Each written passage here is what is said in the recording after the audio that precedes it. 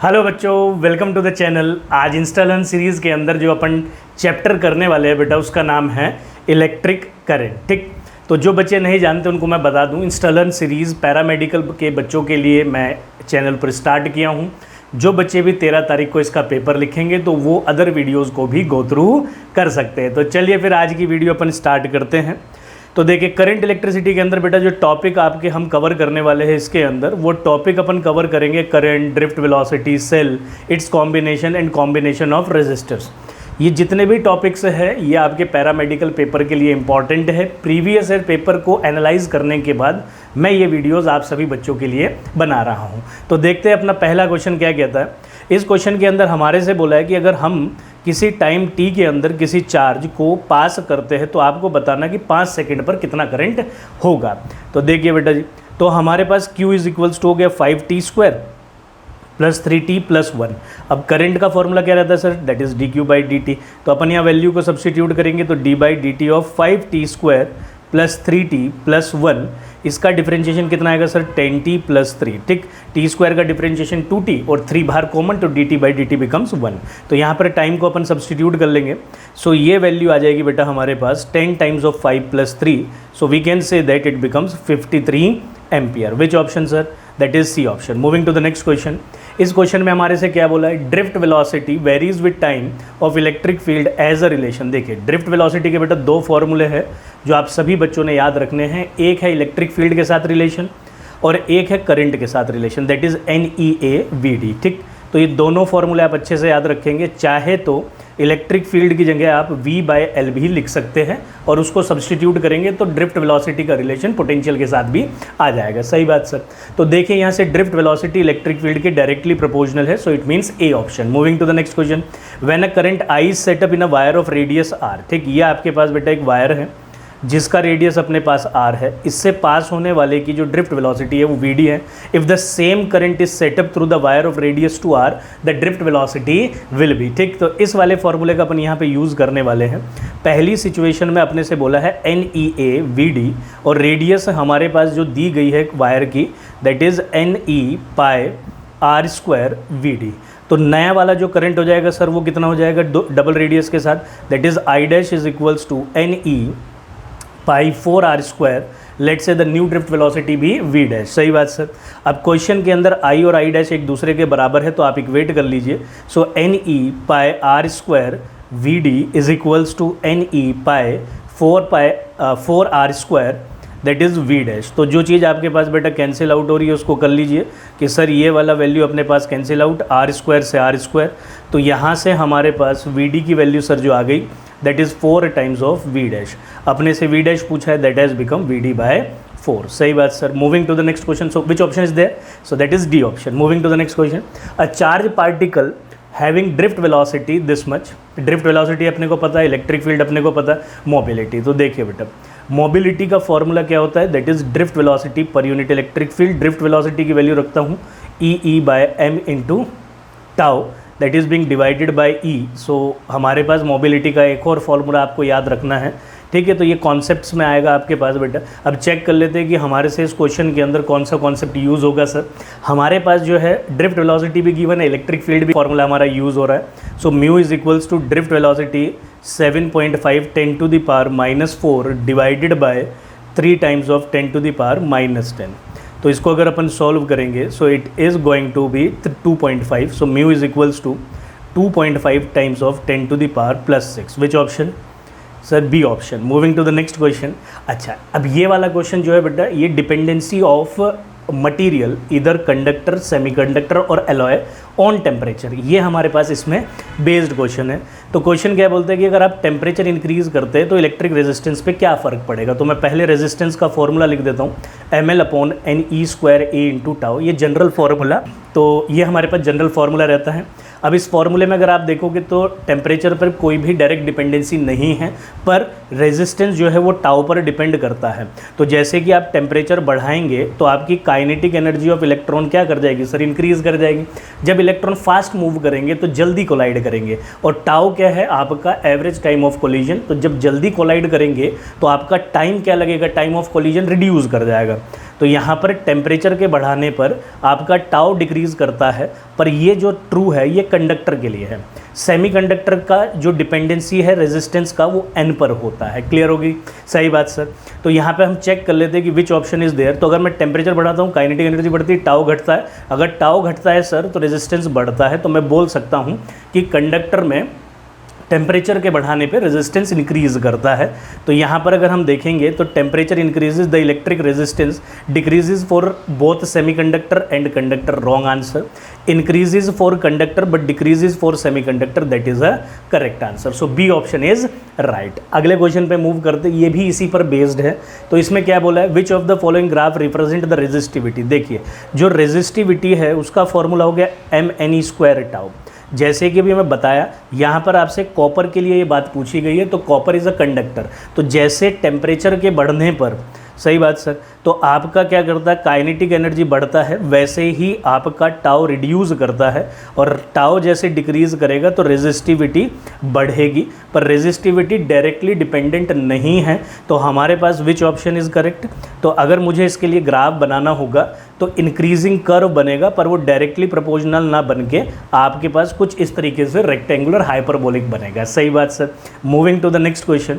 इस क्वेश्चन में क्या बोला है सर आपसे कि भाई आपके पास एक रेजिस्टेंस है, उसको हम draw out to its length increased by twice of its original length. तो मतलब कि पहले जो लेंथ थी वो L थी, अब हमने 2L बढ़ा दिए, तो मतलब L में 2L और इंक्रीज़ कर दिया है, तो इसका मतलब हमारा जो लेंथ है वो 3L हो गया। सही बात सर। तो हमारे से बोला है कि नए रेजिस्टेंस का पुराने रेजिस्टेंस के साथ रेशियो बताइए। अब देखिए बेटा, रेजिस्टेंस का जो फॉर्मूला होता है वो ρL² होता है। ये फॉर्मूला आपको ध्यान रखना है, सब बच्चों को ρL/A याद रहता है, उसी को मॉडिफाई करके A की वैल्यू सब्सटीट्यूट करके इन टर्म्स ऑफ वॉल्यूम हमने ये फॉर्मूला लिखा है। इसके पीछे का जो रीज़न है वो ये है, क्योंकि वॉल्यूम आपके पास स्ट्रेच में कांस्टेंट रहता है, तो हमारे पास रेजिस्टेंस जो है वो डायरेक्टली लेंथ पर डिपेंडेंसी शो कर देता है, तो हमें फर्दर कोई काम इसमें करने की आवश्यकता नहीं पड़ती। सही बात सर। अब पहला रेजिस्टेंस R1 है, तो दैट इज़ रो, और लेंथ हम L माने हैं, तो दैट इज़ L²/V।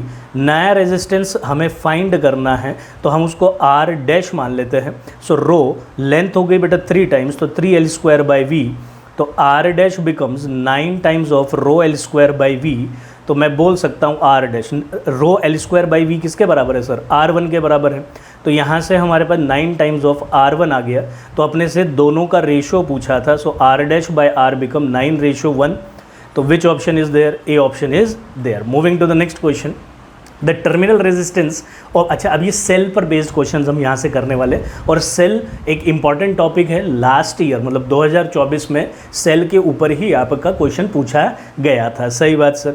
अब इस क्वेश्चन में क्या बोला है भाई, इसमें बोला है कि आपका internal resistance of 2.1 volt cell, तो मतलब EMF हमें गिवन है दैट इज़ 2.1, एंड आपका जो करंट वहाँ से हम ड्रॉ कर रहे हैं सर वो 0.2 एम्पियर कर रहे हैं, और आपका रेजिस्टेंस जो गिवन है सर वो 10 ओम गिवन है। सही बात सर।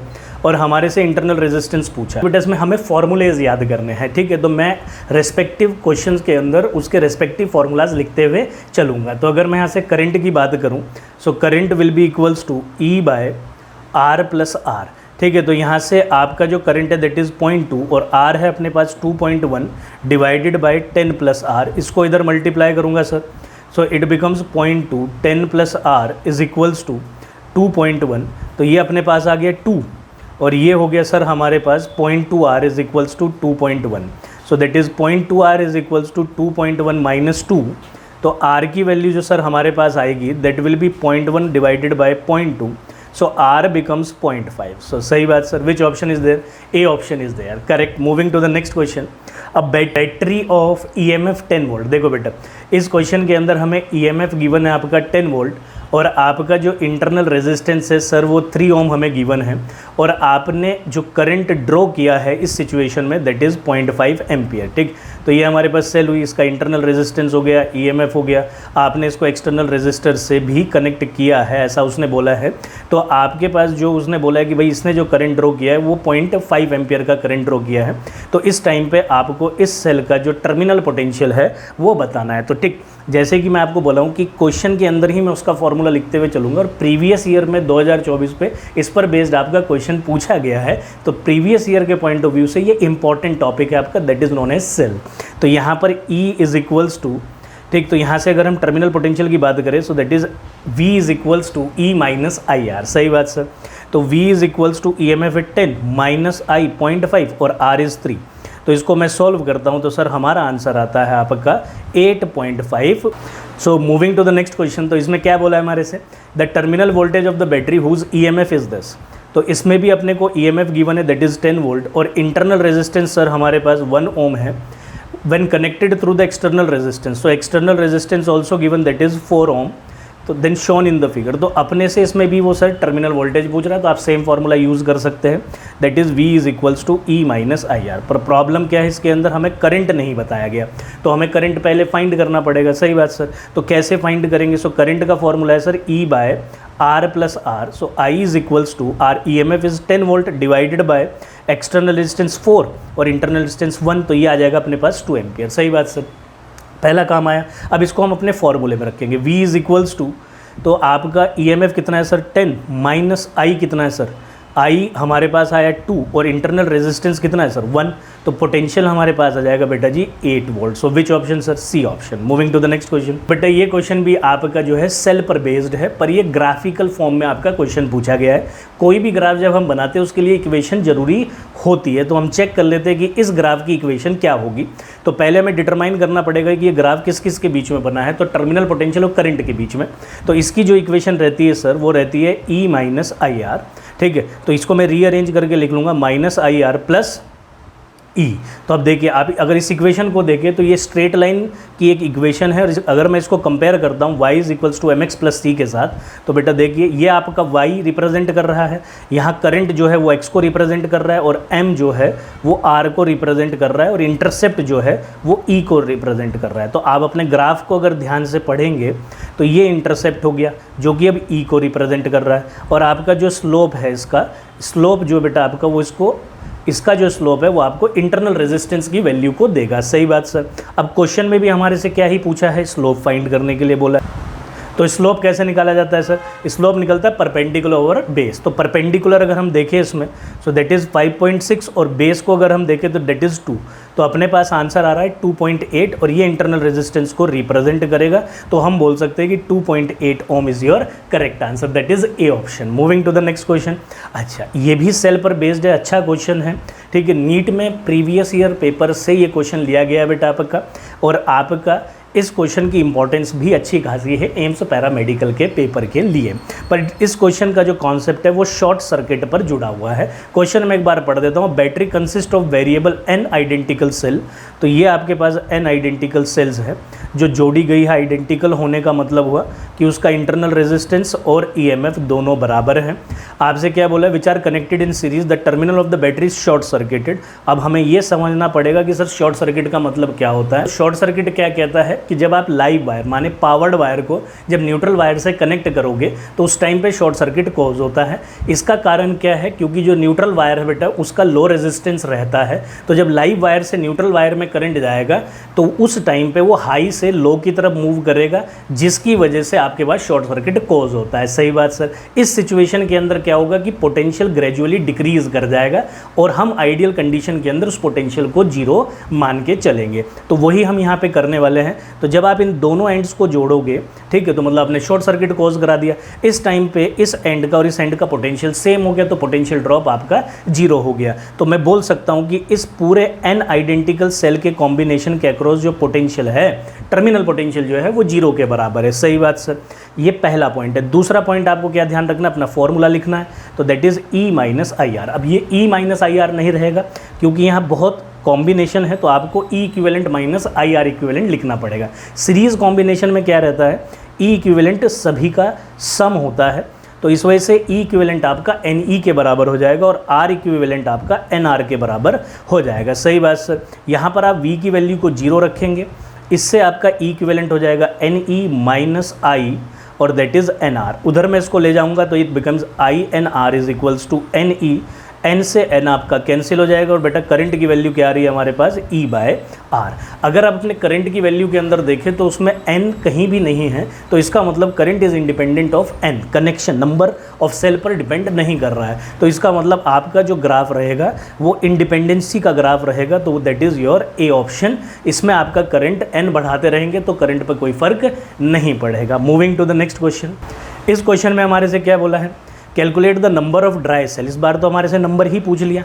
अगर ईएमएफ जो है वो 2 वोल्ट है और इंटरनल रेजिस्टेंस आपका कितना है सर, ईएमएफ 2 वोल्ट और इंटरनल रेजिस्टेंस है सर अपना 1 ohm, are joined in series with the resistor. तो रेजिस्टर हमारे पास कितना है इस बार, दैट इज़ योर 30 ओम, और करंट भी ड्रॉन है 0.8। तो देखिए बेटा सीरीज कॉम्बिनेशन है, तो अपन ई इक्विवेलेंट मान के चलेंगे सर वही एन ई, और आर इक्विवेलेंट अपन करके चलेंगे सर एन आर के बराबर। करंट वाला फॉर्मूला अपन यहाँ से यूज़ कर लेंगे, that is E equivalent by R equivalent plus capital R. सही बात सर। इन ठीक, तो यहाँ से अगर हम सारी वैल्यूज़ को अपने फॉर्मूले में रखेंगे तो that is 0.8 is equals to E equivalent becomes N E divided by N R plus R, capital R. सबकी वैल्यूज़ मैं यहाँ सब्स्टिट्यूट कर देता हूँ। तो अगर पहले इसको सॉल्व करें so it become 4, it become 5, so I can write 4/5 is equals to n times of 2 divided by n times of 1 plus 30। Cross multiply करेंगे सर तो आएगा 4r प्लस आपका 120 is equals to 10 times of n। तो यहाँ से 120 is equals to that is your, ये अपने पास कितना था n, तो यहाँ से अपने पास वैल्यू आ गई सर 6n, तो that is 6n is equals to 120, so n becomes 120 divided by 6, so that can be written as 20. So our answer is 20. Which option sir? A option. Moving to the next question.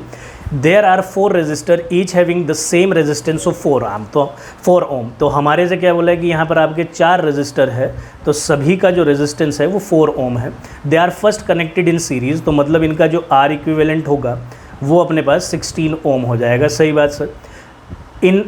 In series with the cell of internal resistance 2 ओम।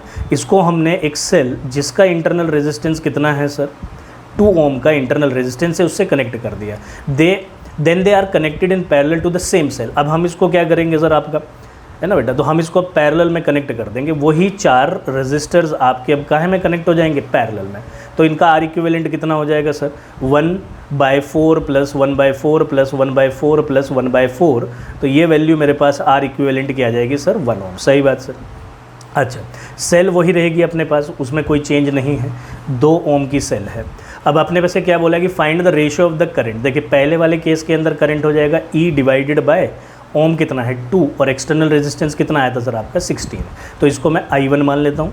ऐसे ही इसमें I2 निकालूंगा तो कितना आएगा sir, E divided by 2 plus 1। तो अगर हम इन दोनों करंट्स को अब एक दूसरे से डिवाइड करेंगे तो हमारा आंसर आ जाएगा। सही बात। सो I1 divided by I2 becomes E divided by 18 divided by E divided by 3।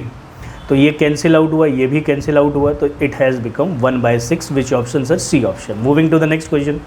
3 resistor having resistance R1, R2 and R3 are connected as shown in figure. The ratio of I3 divided by I1 of the current in terms of। ऐसे question के अंदर आपको मैं concept बता देता हूँ। इन्होंने क्या बोला कि यहाँ से करंट चला और वो जानना चाहता है कि आपका इसका रेशो इससे कितना होगा। तो एक डायरेक्ट फार्मूला होता है, जिस ब्रांच के अंदर अगर 2 ब्रांचेज आपकी पैरेलल में हैं तब आप इसको यूज़ कर सकते हैं। जिस ब्रांच के अंदर आप करंट निकालना चाहते हैं, तो हम I3 निकालना चाहते हैं। सही बात सर। सो I3 जो अपने पास हो जाएगा, इट हैज़ बिकम, तो जिस ब्रांच में आप करंट निकालना चाहते हैं उसका करंट लिखिए, इक्वल्स टू कीजिए, उसके जो पैरेलल में जो ब्रांच है उसका रेजिस्टर आप लिखेंगे, उसके पैरेलल में हमारे पास यहाँ हो गया R2, और जो टोटल करंट जो सेल से ड्रॉ किया है उसको मल्टीप्लाई करेंगे और डिवाइड करेंगे वो 2 ब्रांचेज़ के रेजिस्टर जो आपके पैरेलल में थे उन दोनों का सम। तो that is R2 plus R3। सो यहाँ से I3 बाय I1 जो आ रहा है वो आ गया R2 divided by R2 plus R3। Clear बात नहीं? सही बात sir. Which option sir? That is C option. Moving to the next question. ठीक, तो देखिए इस क्वेश्चन में क्या बोला कि 10 resistor each of resistance capital R connected in series to a battery of EMF E and negligible internal resistance, then they are connected in parallel, the current is increase N time. पहले आपने 10 resistor series में connect किए, तो हम बोल सकते हैं कि सर जो सीरीज़ वाले का इक्विवेलेंट रेजिस्टेंस रहेगा वो 10R रहेगा, क्योंकि एक रेजिस्टेंस का एक रेजिस्टर का रेजिस्टेंस R है, सही बात सर। फिर आपने उनको पैरेलल में कनेक्ट किया, तो पैरेलल में कनेक्ट करेंगे तो क्या हो जाएगा 1/R + 1/R, ऐसे करेंगे तो अपने पास आएगा R/10, सही बात सर। इस टाइम पर जो करंट ड्रॉ हो रहा था वो अपने पास हो जाएगा E/10R, क्योंकि इंटरनल रेजिस्टेंस को 0 लेके चलना है। इस करंट को मैं I1 बोल लेता हूँ, और इस टाइम पे जो करंट ड्रॉ हो रहा है वो I2 बोल लेता हूँ, और उसका नाम हो जाएगा R/10, तो ये 10 अपने पास ऊपर चला जाएगा, सही बात सर। गिवन कंडीशन क्या है हमारे पास? गिवन कंडीशन है कि करंट जो है जब आपने पैरेलल में जोड़ा तो n टाइम्स बढ़ गया, तो मतलब I2 जो है वो I1 के n टाइम्स है, तो यहाँ दोनों की वैल्यू को हम रखेंगे, तो that is 10E/R becomes n times of, कितना बचा सर? E/10R।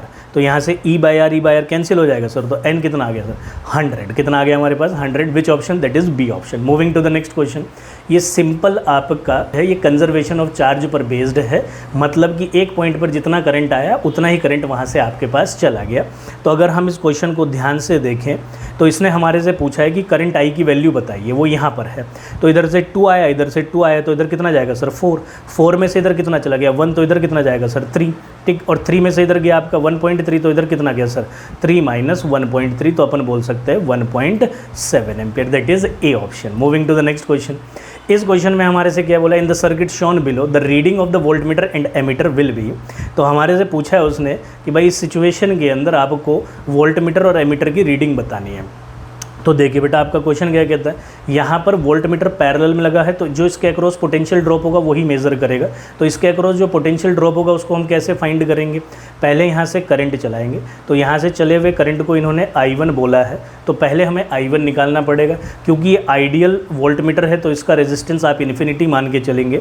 तो हम बोल सकते हैं कि सर I1 की जो वैल्यू है वो आपका पोटेंशियल है 10 वोल्ट डिवाइडेड बाई 10, तो दैट इज़ 1 एम्पियर। तो इसके अक्रॉस जो पोटेंशियल ड्रॉप होगा दैट इज़ V1, वो भी कितना हो जाएगा? I times of R, so it becomes V1 = 10 volt. सही बात सर, बहुत बढ़िया। अगले पार्ट में देखते हैं, इसका जो सेकंड वाला दिया है इसमें भी हमारे से क्या बोला है कि आपका करंट इसमें I2 गिवन है और वोल्टेज आपकी V2 है, पर ये क्योंकि आइडियल है, V2 और 10 ओम दोनों के दोनों सीरीज़ में है, तो इनका equivalent resistance infinity + 10 become infinity, तो इसका मतलब इस पूरे का भी रेजिस्टेंस जो है इन्फिनिटी बन गया। तो इसमें कोई करंट अब आपका नहीं जाएगा, तो जो करंट है वो आगे ही चला जाएगा। तो हम बोल सकते हैं कि I2 की जो वैल्यू रहेगी सर वो 10 डिवाइडेड बाई इक्विवेलेंट रेजिस्टेंस, इस रेजिस्टेंस का कोई पार्टिसिपेशन नहीं है, सो दैट इज़ 10। तो इसमें भी कितनी वैल्यू आ गई सर? 1 एम्पियर। तो अगर मैं वोल्टेज निकालूंगा V2 जो कि 10 ओम के अक्रॉस जो पोटेंशियल ड्रॉप होगा उसको रीड करके बताएगा, सो that is I times of R, so 1 × 10 becomes 10। तो मैं बोल सकता हूँ कि V1 V2 के बराबर है और I1 I2 के बराबर है। So which option is correct sir? So ऐसा हमारे को C ऑप्शन में गिवन किया है। तो ये सारे क्वेश्चन हमारे पास बेटा करंट इलेक्ट्रिसिटी पर बेस्ड थे। होप्स हो कि ये सभी क्वेश्चंस आपकी प्रिपरेशन को बूस्ट करेंगे। तो आज की वीडियो के लिए इतना ही रखता हूँ बेटा। Will see you in the next video. Till that time, bye bye.